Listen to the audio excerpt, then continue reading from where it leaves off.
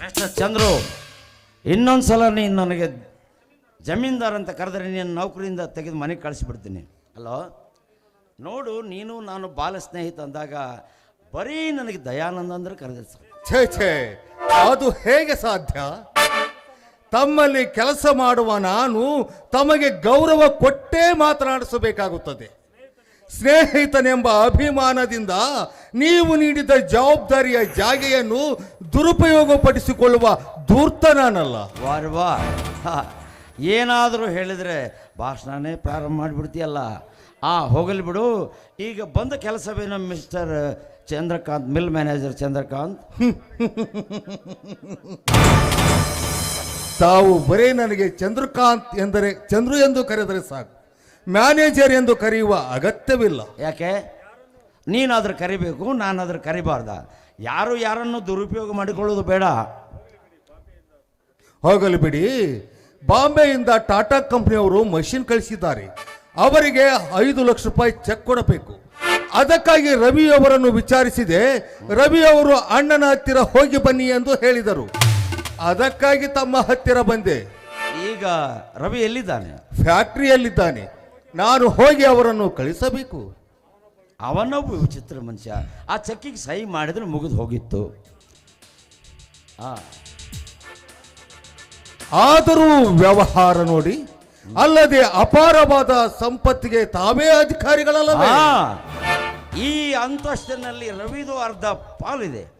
ಆವೇಶದಲ್ಲಿ ಆತುರ ಪಡುತ್ತಿರುವ ತಾವು. ಎಷ್ಟೇ ಆದರೂ ರವಿ ನೀವು ಸಾಕಿದ ಸಹೋದರ. ಆದರೆ ಒಂದೇ ರಕ್ತವನ್ನು ಹಂಚಿಕೊಂಡ ಬಂದ ಬಂಧುಗಳಲ್ಲವಲ್ಲ. ಮಾಸ್ಟರ್ ಚಂದ್ರಕಾಂತ್, ಈ ರೀತಿ ಮಾಡಿದರೆ ನಾನು ಸಹಿಸಿಕೊಳ್ಳುವುದಿಲ್ಲ. ರವಿ ನನ್ನ ಒಡ ಹುಟ್ಟಿದ ತಮ್ಮನಲ್ಲದಿದ್ದರೂ ನಾನು ಪಡೆದ ಬಂಧು ರತ್ನ. ನನ್ನ ತಾಯಿ ನನಗೊಂದು ಮಾತು ಹೇಳಿದ್ದು, ಅಕ್ಕ ತಮ್ಮ ಅಣ್ಣ ಯಾರು ಇಲ್ಲದ ನೀನು ರವಿಯನ್ನು ನಿನ್ನ ಸ್ವಂತ ತಮ್ಮ ಅಂತ ತಿಳ್ಕೊ ಅಂತ ಹೇಳಿದಾಳೆ. ನೀನಾದರೂ ರವಿಗೆ ಅನ್ಯಾಯ ಮಾಡಿದರೆ ನನ್ನ ತಾಯಿ ನನ್ನನ್ನು ಕ್ಷಮಿಸಲಾರೆ. ಅದಕ್ಕಾಗಿ ಇನ್ನೊಂದ್ಸಲ ಹೇಳ್ತೀನಿ, ನಮ್ಮಿಬ್ಬರ ಮಧ್ಯೆ ಹಾಗೆ ಹೊಗೆ ನೆಪ್ಪಿಸಬೇಡ. This is a first warning. Be careful. ಕ್ಷಮಿಸಿ. ಅನಾಥರ ಮೇಲೆ ಬಿಟ್ಟಿರುವ ಪ್ರೀತಿ ವಿಶ್ವಾಸದ ತಮ್ಮ ಸಹೃದಯಕ್ಕೆ ನಾನೆಂದಿಗೂ ಚಿರಋಣಿ. ಕೊಟ್ಬಿಟ್ರೆ ಫ್ಯಾಕ್ಟ್ರಿಗೆ ಹೋಗಬೇಕು. ತುಂಬಾ ಕೆಲಸಗಳಿವೆ.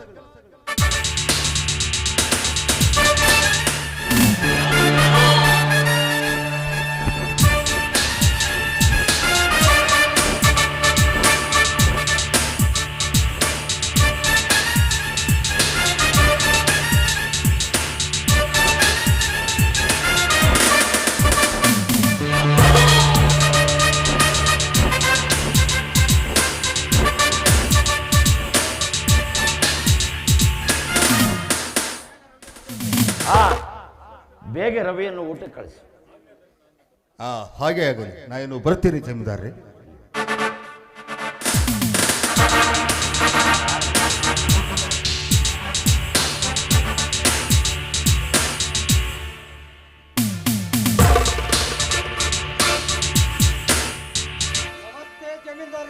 ನಮಸ್ತೆ ಕರುನಾಡಿಗೆ, ಚಿರಕಾಲವಿರಲಿ ಸ್ನೇಹ, ಚಿರಕಾಲವಿರಲಿ ಪ್ರೇಮ, ಚಿರಕಾಲವಿರಲಿ ಸ್ನೇಹ, ಚಿರಕಾಲವಿರಲಿ ಪ್ರೇಮ.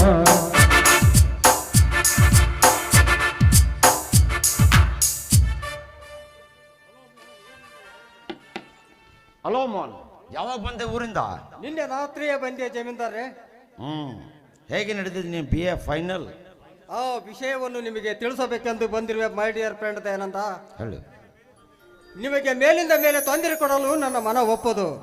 ಅದಕ್ಕಾಗಿ ನನ್ನ ವಿದ್ಯಾಭ್ಯಾಸವನ್ನು ನಿಲ್ಲಿಸಿ ನಿಮ್ಮ ಫ್ಯಾಕ್ಟರಿಯಲ್ಲಿ ಒಂದು ಯಾವುದಾದ್ರೂ ಕೆಲಸ ಕೇಳೋಣ ಅಂತ ಬಂದಿರುವೆ. ಲೇ ಮೋಹನ್, ನಿನಗೆ ಹುಚ್ಚಿಲಾಡುತ್ತಾನೆ? ಯಾಕೆ?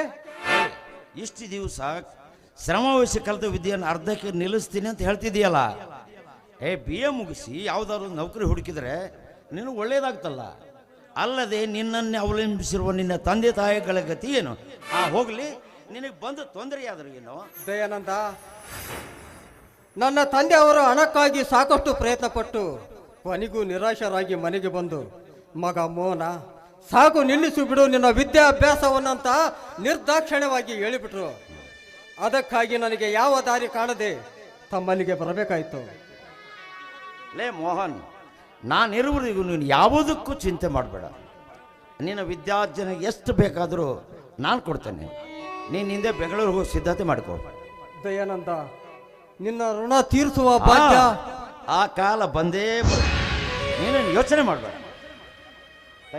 ಸದ್ಯ ತೆಗೆದುಕೋ ಒಂದು 10,000. ಆಮೇಲೆ ಹಣ ಬೇಕಾದರೆ ಪತ್ರ ಬರೆ ಕೊಡ್ತೇನೆ.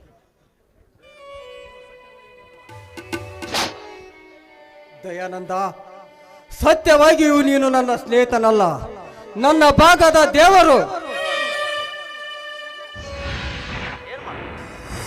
ಇದೆಲ್ಲ ನನಗೆ ಸರಿ ಕಾಣ್ತದೆ. ನಾನು ನಿನ್ನ ಸ್ನೇಹಿತ ಅಂದಾಗ ಒಬ್ಬರಿಗೊಬ್ಬರು ಅರಿತು ಕಷ್ಟ ಸುಖದಲ್ಲಿ ಸಹಾಯ ಮಾಡದಿದ್ರೆ ಅದೆಂತ ಸ್ನೇಹನೋ? ದಯಾನಂದ, ನಾನು ಬರಲಿ. ಏ ಮೋಹನ್, ಮನೆಗೆ ಬಂದು ಹಾಗೆ ಹೋಗ್ತೀಯಾ? ಒಂದು ಲೋಟ ಹಾಲು ಕುಡ್ದಾದ್ರೂ ಹೋಗು. ಏ ಲಿಂಗಾಜ, ಲಿಂಗಾಜ, ಒಂದೆರಡು ಗ್ಲಾಸ್ ಹಾಲು ತೆಗೆದು ಬಾ.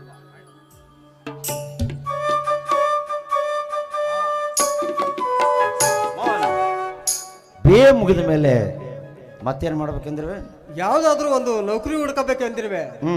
ಆಮೇಲೆ ನೌಕರಿ ಮಾಡ್ತಾ ಆಯಾಗಿರುವೆ. ನೌಕರಿ ಮಾಡ್ತಾ ಹಾಯಾಗಿದ್ಬಿಟ್ರೆ ತೀರ್ತೇನು? ಏಯ್, ಒಂದು ಸುಂದರವಾದ ಹುಡುಗಿ ನೋಡಿ ಮದುವೆ ಮಾಡಿಕೊಂಡು ಹಾಯಾಗಿರ್ಬೇಕು. ಯಾವಾಗಲೂ ನಿನಗೆ ಹುಡುಗಾಟಿಕೆನೆ. ಅಂದ ಹಾಗೆ ನಿನ್ನ ಮದುವೆ ಯಾವಾಗೋ? ಬಂಗಾರದಂತ ಹುಡುಗಿ ಸಿಕ್ಕಾಗ ನನ್ನ ಮುಂದೆ ಮುಚ್ಚಿಡ್ಬಾಡು. ಗುಣದಲ್ಲಿ ಗಂಗೆ, ರೂಪದಲ್ಲಿ ರಂಬೆ ಆಗಿರುವ ಆ ನಿನ್ನ ಅಚ್ಚುಮೆಚ್ಚಿನ ಲತಾದೇವಿರುವಾಗ ಮತ್ತಾಕಬೇಕು ನಿನಗೆ ಬೇರೆ ಹುಡುಗಿ? ಮೋಹನ್, ಅವಳು ನನ್ನ ಪ್ರೇಯಸಿ ಅಂತ ಯಾರು ನಿನಗೆ ಹೇಳಿದ್ರು? ನಿಮ್ಮಿಬ್ಬರ ಪ್ರೇಮ ಪ್ರಕರಣ ನನಗೆ ಕಾಲೇಜಿನಲ್ಲಿಯೇ ಗೊತ್ತಾಗಿದೆ. ಲಿಂಗಜ್ಜ ಬಂದ ಅಷ್ಟೇ ಸ್ಟಾಪ್. ನನಗೆಲ್ಲ ಗೊತ್ತು ದನಿ, ಅದು ಯಾವ ವಿಷಯ ಅಂತ. ನಿಮ್ಮ ಹಾಗೂ ಲತಾದೇವಿಯ ಮದುವೆ ವಿಷಯ ತಾನೇ? ಲಿಂಗಜ್ಜ, ನೀನು ಯಾವಾಗಲೂ ಬರೀ ನಾನು ಮದುವೆ ಚಿಂತೇನೆ. ಹೌದು ದನಿ, ನಾನು ಈ ಮನೆಯಲ್ಲಿ ಹಾಳಾಗಿರ್ಬೋದು, ಆದರೆ ನಾನು ಈ ಮನೆಯ ಹಿರಿಯ. ಚಿಕ್ಕವರಾದ ತಮ್ಮ ಹಿತ ಬಯಸುವುದೇ ನನ್ನ ಧರ್ಮ. ನನ್ನ ದನಿ ಸಂತೋಷ ಸಾಗರದಲ್ಲಿ ಈಜುವುದನ್ನು ಕಂಡು ನಾನು ಆನಂದ ಪಡಬೇಕು. ದನಿ, ನಿಮ್ಮ ಮಗುವನ್ನು ಎತ್ತಿಕೊಂಡು ಮುದ್ದಾಡಿದಾಗಲೇ ಈ ಮುದುಕನ ಜನ್ಮ ಸಾರ್ಥಕ ದನಿ, ಈ ಮುದುಕನ ಜನ್ಮ ಸಾರ್ಥಕ. ಲಿಂಗಜ್ಜ, ನಿನ್ನ ಮೊಮ್ಮಗನನ್ನು ಆಡಿಸ್ಬೇಕೆಂಬ ಆಸೆ ಹೌದಿಲ್ಲೋ? ಬೇಗನೆ ಒಬ್ಬ ಮೊಮ್ಮಗನನ್ನು ಕೊಡ್ತೇನೆ. ಈಗ ಒಳಗೆ ಹೋಗ್ತೀಯಪ್ಪ, ಹಾಲು ಕೊಟ್ಟು. ಆಯ್ತು ದನಿ, ಈಗ ಸಮಾಧಾನವಾಯಿತು ಈ ಮುದುಕನಿಗೆ. ತೆಗೆದುಕೊಳ್ಳಿದ್ದೇನೆ ಹಾಲು.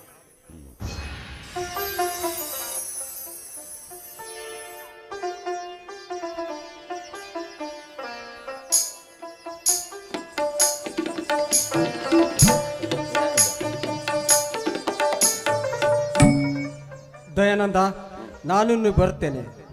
ಸದಾ ನನ್ನಂತ ಬಡವನ ಮೇಲೆ ನಿನ್ನ ಕರುಣೆಯ ಕಣ್ಣು ಸದಾ ಇರಲಿ ದಯಾನಂದ. ಚಾಚಾ, ಮಾತಾಡಬೇಡ. ನೀನು ಯಾವಾಗ ಬೇಕಾದರೂ ಪತ್ರ ಬರೆ, ಹಣ ಕಳ್ಸಿಕೊಡ್ತೇನೆ. ಹೋಗಿ ಬಾ.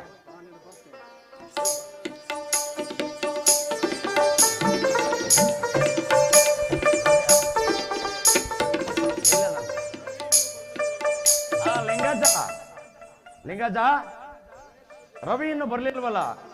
ನಾನು ಸ್ವಲ್ಪ ಫ್ಯಾಕ್ಟ್ರಿಗೆ ಹೋಗಿ ಬರ್ತೇನೆ.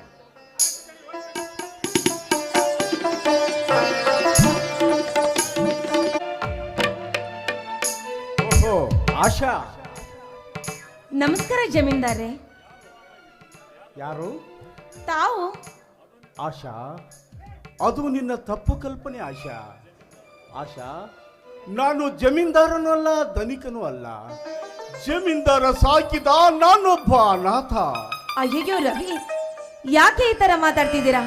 ಸಿರಿ ಸಂಪತ್ತು ಸಾಗರದಲ್ಲಿ ಅರಸನಾಗಿ ಮೆರೆತಿರುವರು ತಾವು ಅಂದಾಗ ಆ ದೇವರು ತಮಗೇನು ಕೊರತೆ ಮಾಡಿದ್ದಾನೆ ಹೇಳಿ?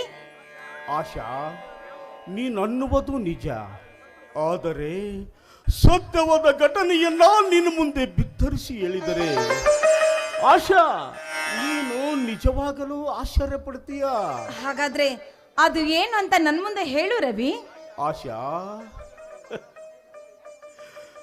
ಆಶಾ, ನಾನು ಚಿಕ್ಕವನಿರುವಾಗ ನನ್ನ ಎತ್ತ ತಂದೆ ತಾಯಿಗಳು ಸತ್ತು ಹೋದರು. ಮಗುವಾಗಿದ್ದ ನಾನು ಮನೆ ಮನೆ ತಿರುದುಣ್ಣೋದನ್ನು ನೋಡಿ ನನ್ನನ್ನು ಸಾಕಿ ಸಲಹಿದಳು ದಯಾನಂದನ ತಾಯಿ ಆಶಾ. ಅಂದಿನಿಂದ ಇಂದಿನವರೆಗೂ ದಯಾನಂದ ನನ್ನ ಒಡ ಹುಟ್ಟಿದ ಸೋದರನಂತೆ ನನ್ನನ್ನು ನೋಡಿಕೊಳ್ಳುತ್ತಿದ್ದಾನೆ ಆಶಾ, ನೋಡಿಕೊಳ್ಳುತ್ತಿದ್ದಾನೆ. ಈಗಲಾದರೂ ಅರ್ಥವಾಯ್ತಲ್ಲ ಆಶಾ ನನ್ನ ಇತಿಹಾಸ. ಆದ್ರೂ ಏನೇ ಹೇಳಿ ರವಿ, ತಾವು ಭಾಗ್ಯವಂತರು. ತಮ್ಮಂತ ವಿಶಾಲ ಹೃದಯದ ಮಾನವರು ವಿರಳ ಈಗಿನ ಕಾಲದಲ್ಲಿ. ಆಶಾ, ಎಲ್ಲವೂ ಆ ನನ್ನ ಸಾಕು ತಾಯಿಯ ಆಶೀರ್ವಾದ. ಶ್ರೀರಾಮಚಂದ್ರನಂತಿರುವ ನನ್ನನ್ನ ದಯಾನಂದನ ಕರುಣೆ ಆಶಾ. ಸತ್ಯ ನಿಮ್ಮ ಮಾತು.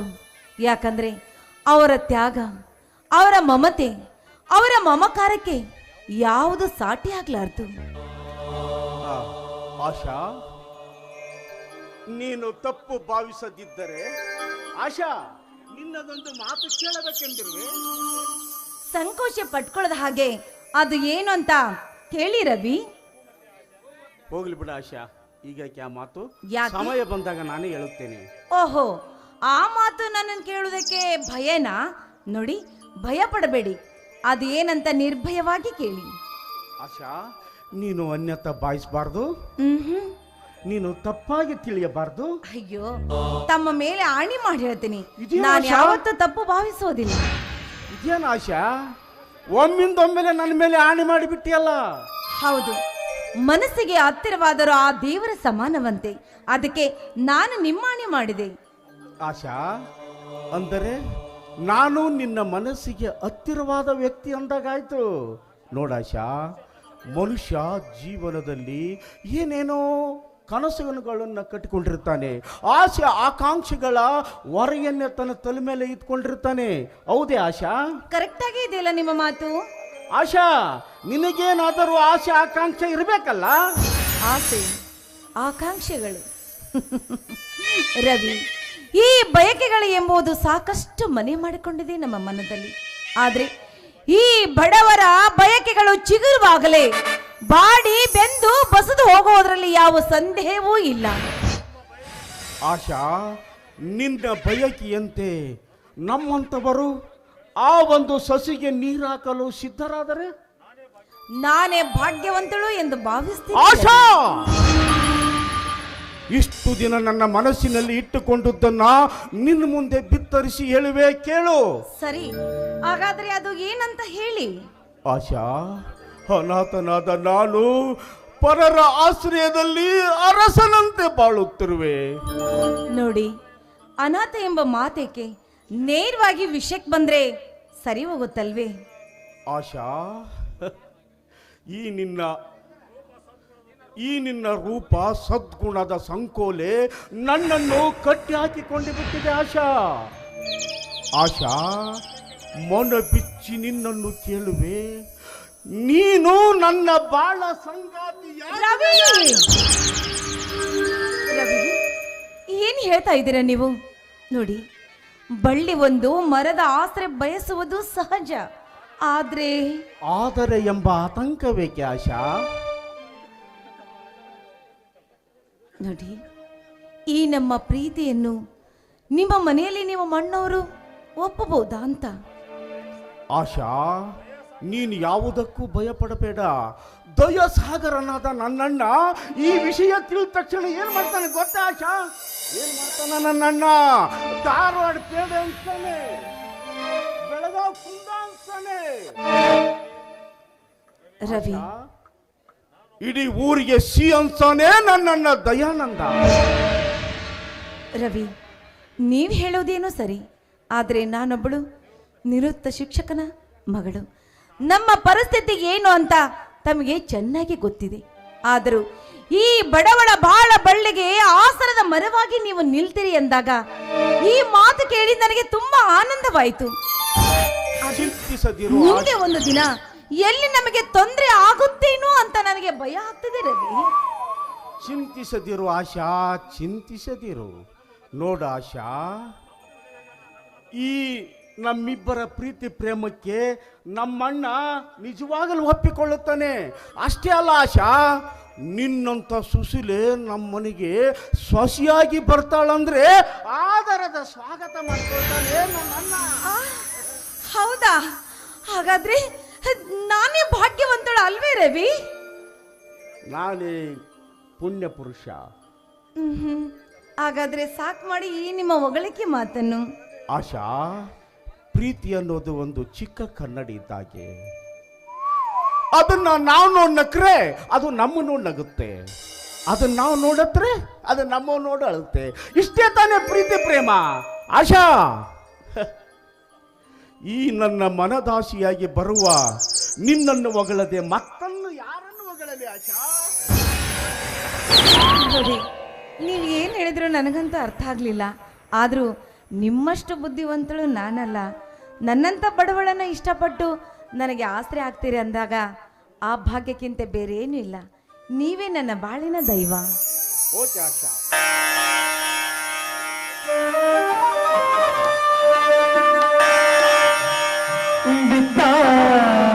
ಬಿತ್ತಾನೆಗಿಲ್ಲದೇನೆ ತೆನೆಯೊಂದು ಖಂಡಿತಲ್ಲ,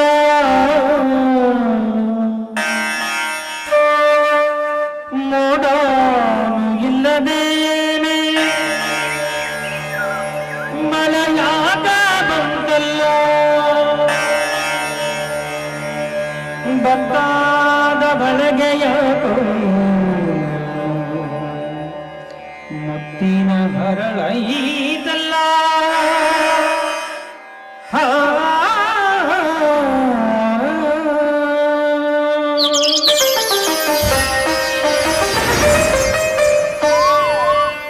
ಪ್ರೇಯಶ್ರೀ ಊರ್ವಶಿ ಬಾ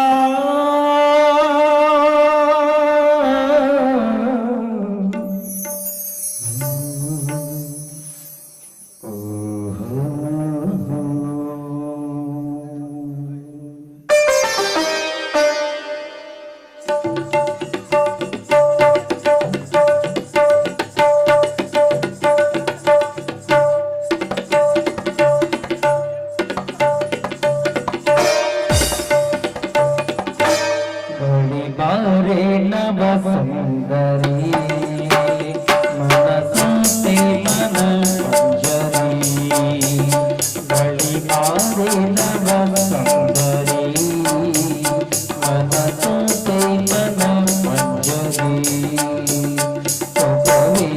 ಬಿಡು ಕೋಮಲೆ ಬಿಡು ಕೋಮಲೆ.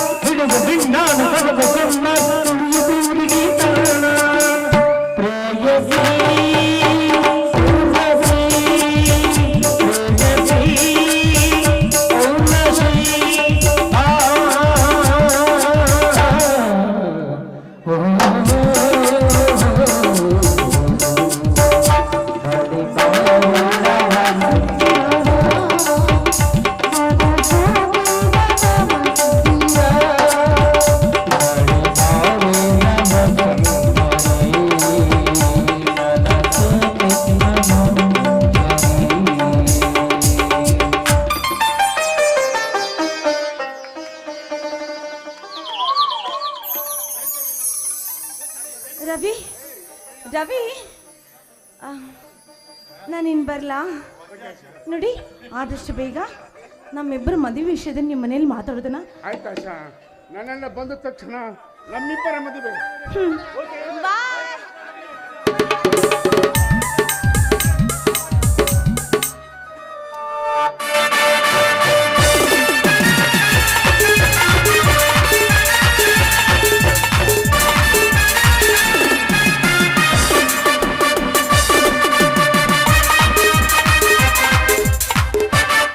ಜಮೀನ್ದಾರ್ ದಯಾನಂದ ಲತಾಳ ಪ್ರೇಮ ಪಾಶದಲ್ಲಿ ಬಂಧಿತನಾದರೆ ಅವರ ತಮ್ಮನ ಸ್ಥಾನದಲ್ಲಿರುವ ಈ ರವಿ ರೂಪಸಿ ಆಶಾಳ ಅನುರಾಗದಲ್ಲಿ ಮೈಮರ್ತಿದ್ದಾನೆ. ಅಂತೂ ಅಣ್ಣ ತಮ್ಮಂದಿರ ಪ್ರೇಮ ಸಾಮ್ರಾಜ್ಯದ ಅಡಿಗಲ್ಲನ್ನು ಬುಡ ಸಹಿತ ಕೇಳುವ ಖಳನಾಯಕ ನಾನಾದಾಗಲೇ ನನ್ನ ಪಾತ್ರಕ್ಕೆ ಕಳೆ ಕಟ್ಟುವುದು ಈ ಜಗದಂಗ ಭೂಮಿಯಲ್ಲಿ.